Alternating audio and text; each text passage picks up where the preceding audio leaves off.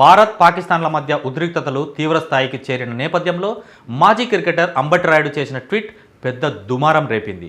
ధర్మశాలలో IPL 2025 match రద్దయిన నేపథ్యంలో రాయుడు కంటికి కన్ను ప్రపంచాన్ని అంధుడిని చేస్తుంది అని ట్వీట్ చేశాడు. ఇది వివాదాస్పదంగా మారింది. ప్రస్తుత యుద్ధ వాతావరణాన్ని దృష్టిలో పెట్టుకుని ఆయన చేసిన ఈ ట్వీట్ పాకిస్తాన్పై భారత ప్రతీకార దాడిని విమర్శిస్తున్నట్లు అర్థం చేసుకుని చాలామంది నెటిజన్లు అతనిపై తీవ్ర విమర్శలు గుప్పించారు.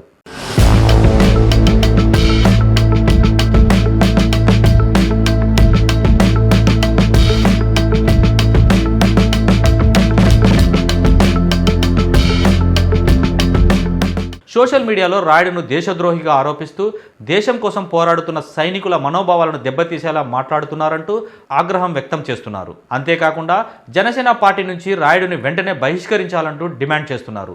ఈ పరిణామాల నేపథ్యంలో అంబటి రాయుడు స్పందిస్తూ మరొక ట్వీట్ చేశాడు.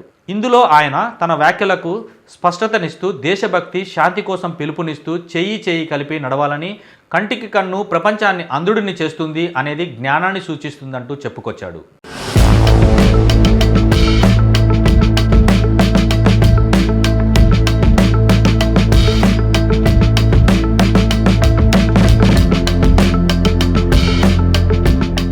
న్యాయం కోసం నిలబడాలని నేను నమ్ముతున్నాను, కానీ మానవత్వాన్ని కోల్పోకూడదని నా అభిప్రాయం.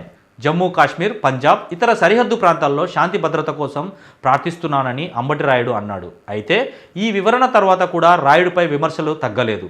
ప్రజలు, ముఖ్యంగా దేశ భద్రత పట్ల గౌరవం కలిగిన వారు ఈ తరహా ప్రకటనలు అత్యంత సున్నిత సమయంలో బాధాకరంగా భావిస్తున్నారు. ఆటగాళ్లైనా, రాజకీయ పార్టీలకు చెందిన వారైనా, ప్రజా జీవితంలో ఉన్నవారైనా తమ అభిప్రాయాలను ప్రకటించే సమయంలో బాధ్యతగా ఉండాలని అభిప్రాయపడుతున్నారు.